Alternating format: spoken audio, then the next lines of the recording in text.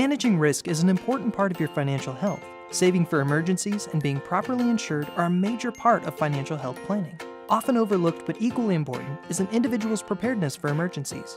Being prepared may seem like a bit of a hassle today, but if an emergency occurs, it can really pay off. If you're just getting started, we suggest you focus on three main things: a communication plan, a disaster kit, and emergency financial documents. One of the first things you should think through is how you're going to communicate with your family and loved ones during an emergency. Think through the following. How will you receive emergency alerts? How will you contact your family? Where will you meet if you cannot easily contact family?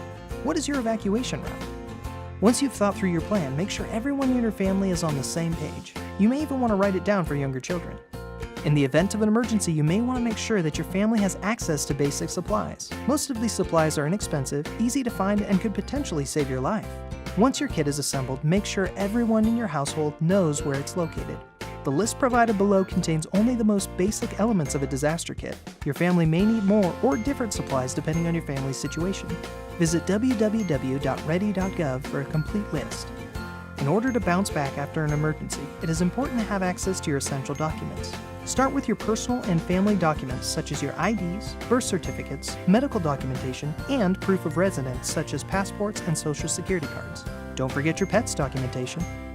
Next, move on to your financial, insurance, and tax documents. Keep a list of your bank accounts and account information as well as any loan documents you might need.